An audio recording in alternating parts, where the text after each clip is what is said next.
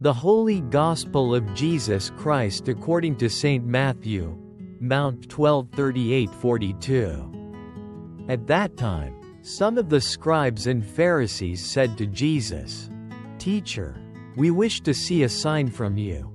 He answered them, "An evil and adulterous generation demands a sign, but no sign will be given it except the sign of the prophet Jonah. For just as Jonah was in the belly of the great fish for 3 days and 3 nights, so will the Son of Man be in the heart of the earth for 3 days and 3 nights. At the judgment, the people of Nineveh will rise with this generation and condemn it, because they repented at the preaching of Jonah, and behold, something greater than Jonah is here. At the judgment, the queen of the south will rise with this generation and condemn it, because she came from the ends of the earth to hear the wisdom of Solomon, and behold, something greater than Solomon is here. The true sign is already here. Don't wait any longer." A healing reflection on Mount 12:38-42. 1. The longing for a sign. In the darkest moments of life, haven't we all longed for something tangible from God, a sign, a miracle, some proof that He is still with us, still loves us, still hears us? Today's gospel begins with a request from the scribes and Pharisees, "Teacher, we wish to see a sign from you." These were not strangers to God's word. They knew the law of Moses, memorized the prophets, and practiced their religion meticulously. And yet, they still felt something was missing. They needed to see something more. This longing is very human. When illness drags on, when prayers seem unanswered, when faith grows tired, who wouldn't wish for a sign to keep believing, to keep hoping? But Jesus doesn't grant them what they want.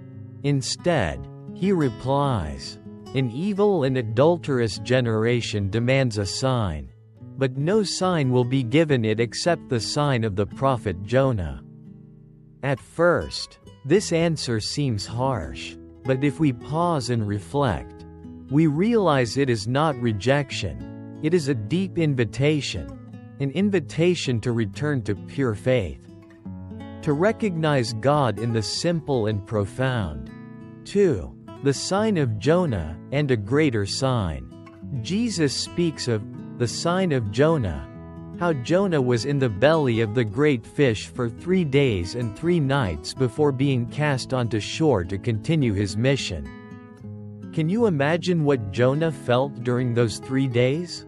Darkness, suffocation, no direction, no escape. And yet, in that seeming death, God began to work a miracle.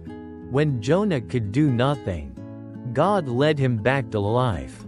Likewise, Jesus would be in the heart of the earth for 3 days and 3 nights. He would truly die. But from that tomb, He would rise in glory, offering the world a sign that cannot be denied. God does not abandon His people. He can turn apparent defeat into victory. The greatest sign, then, is not a dramatic spectacle, but Jesus Himself, God made man, crucified and risen. He is the sign. 3. A true story.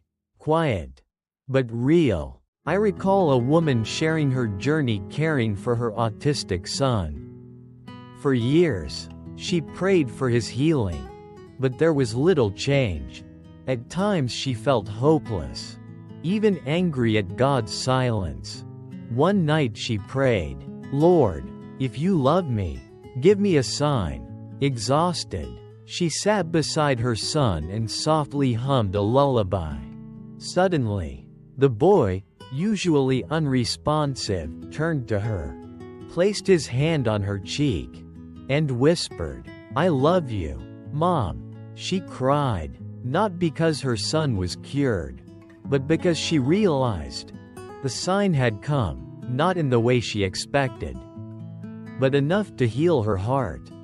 4. The sign is not far away. Jesus said, "Something greater than Jonah is here. Something greater than Solomon is here." He was being very clear. The greatest sign was standing right in front of them.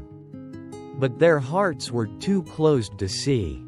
What about us? Are we also constantly demanding that God act in the way we want, instead of opening our eyes and hearts to His quiet but powerful presence? There's a story from Jewish tradition. A man prayed fervently for God to save him from a flood. As the water rose, his neighbors urged him to evacuate. He said, "No, I believe God will save me." As the water reached his windows, a rescue boat came. Still, he refused. Finally, stranded on his roof, a helicopter dropped a rope. He declined again, saying, "God will save me." He died. In heaven, he asked God, "Why didn't you save me?" And God said, "I sent your neighbors, a boat, and a helicopter. You didn't recognize me." That story jolts us. Signs don't always come with flashes of light. Often, they're found in the simple things we overlook. 5. The sign is people. Once, during her missionary work, Saint Teresa of Calcutta, Mother Teresa, was asked, "Mother, what is the greatest miracle you have ever seen?" She smiled and pointed to a dying person in her care. "That one. Every time I see someone die in peace, I see Jesus." So moving. Mother Teresa didn't need the sun to spin or water to turn into wine. For her, the miracle was life restored in love. And for you, the sign might be forgiveness in your family. A husband who begins to open his heart again. A child who returns after years away. Or your own heart, still soft and willing to love again despite the wounds. 6. A gentle call to return. God does not deny signs, but He invites us to look again. Rather than demand more, He wants us to move from doubt to faith, from limited vision to open-hearted grace. At the judgment, the people of Nineveh will condemn this generation, for they repented at Jonah's preaching. So what God desires from us is not simply asking for miracles, but a change of heart, a return. And in that return, the greatest miracle will happen, a renewed heart, a new beginning, a new strength to live. 7. A whisper from God. If today you are waiting for a sign from heaven to keep believing, if your heart is quietly crying out, "God, please don't be silent," then let God whisper this to you. "My child, I am the sign. I have lived with you, died for you, and now live again in your heart.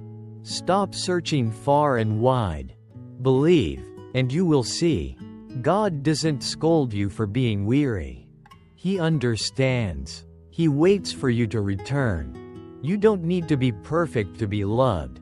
Even in your weakness, your confusion, your wandering in the dark, He is here.